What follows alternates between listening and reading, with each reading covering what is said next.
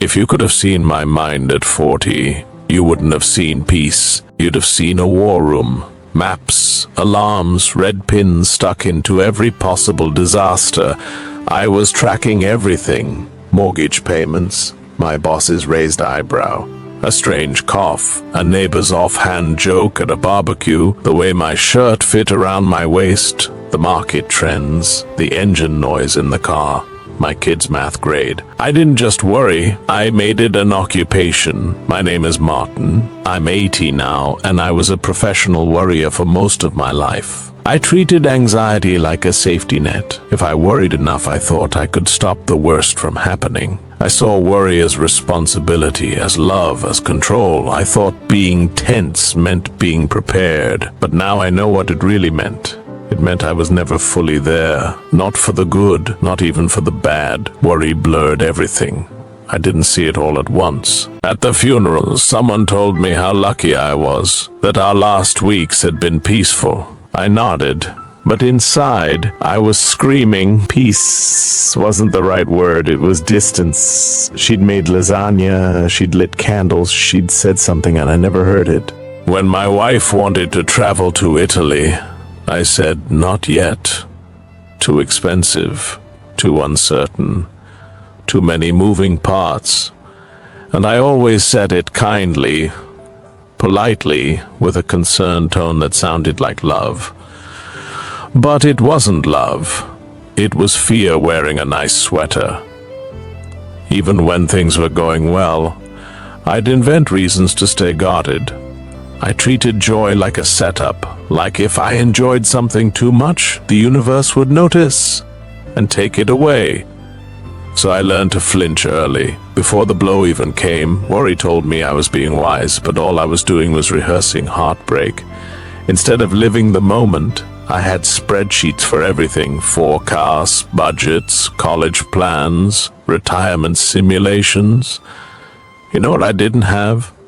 A clear memory of my daughter's laugh, the kind she had when she was 9, before the braces, before the quiet distance. That brings me to a moment I think about more than I should. It was the spring of 1996, her 17th birthday. I built a bunker of worry. But storms don't follow your script. The ones that hit, they came from places I never expected.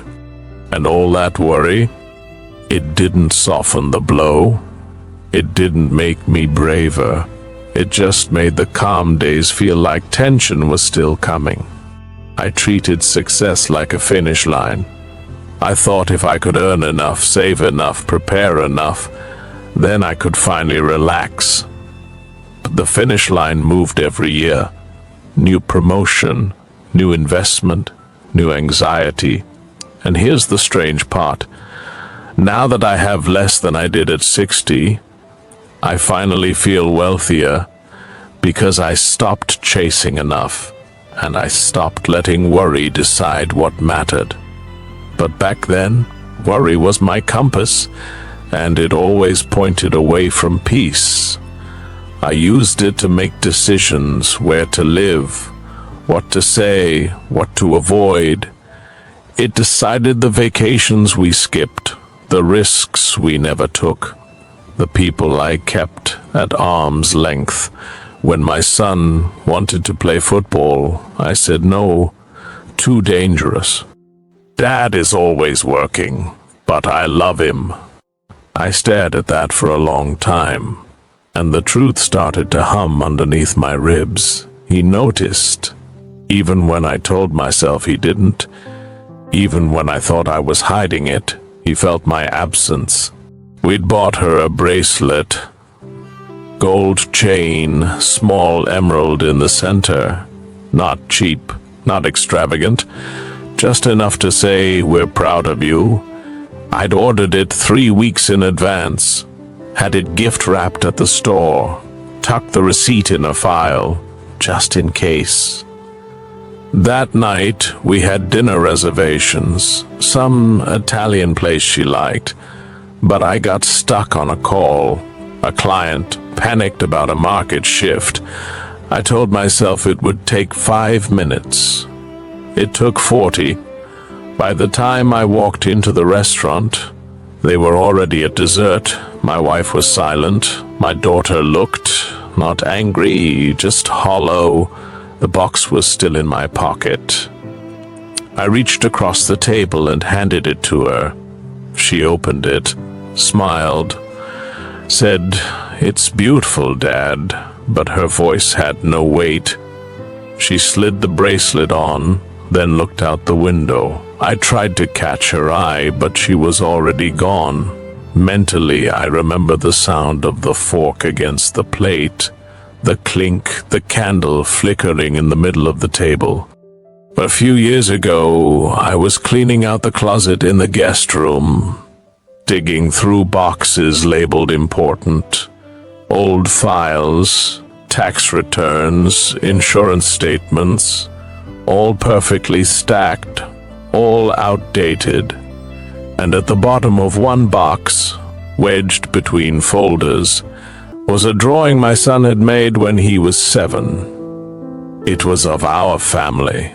4 stick figures holding hands, son in the corner, big crooked smiles. But I wasn't smiling.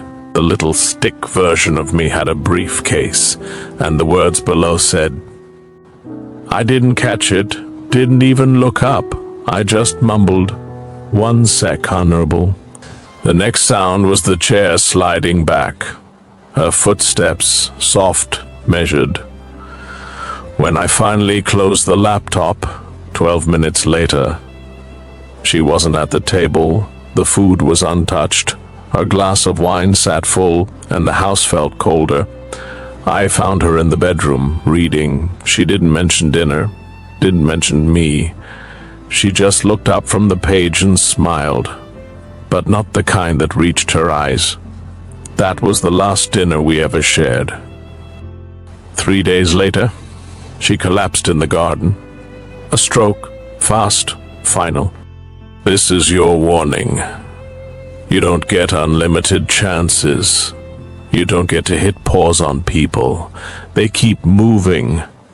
While you're stuck inside your mind, you think you're being responsible, you think you're buying security, but what you're really doing is trading love for control, presence for protection, moments for forecasts. You won't see the damage right away. You'll think everything's fine until the room gets quiet, until the chair is empty, until there's a full wine glass across the table and no one left to drink it. I don't remember the retirement projections. I remember her silence. So if you're wondering what to do next, put the phone down, close the laptop, turn toward the person you've been half hearing, and listen like it's the last time, because one day it will be. I spent my life trying to stay ready, and in the end, I missed everything worth being ready for. I still think about that wine glass, still full, still waiting. You want the truth? Here it is. You will survive your missed meetings. You will survive imperfect bank accounts. You will survive not knowing the market forecast. But you will not survive the regret of not hearing your wife's last laugh. You will not survive the moment you realize your child no longer expects you to show up, that they've adjusted to your absence, because they do. People adapt, but it changes them. And it changes you. You're watching this late at night. You're scrolling because something inside you is unsettled, because you feel the distance, and you're not sure when it started, because someone you love has been waiting for your attention, and you've mistaken worry for care. I treated feedback like threats, even when it was mild, even when it was kind. I rehearsed worst-case scenarios in my head while my kids were telling me stories from school. I nodded while thinking about interest rates. I smiled while mentally scanning grocery receipts. I thought being alert meant being useful, but it made me distant. I worried about my reputation. I wanted people to think I was stable, smart, respected, so I polished everything.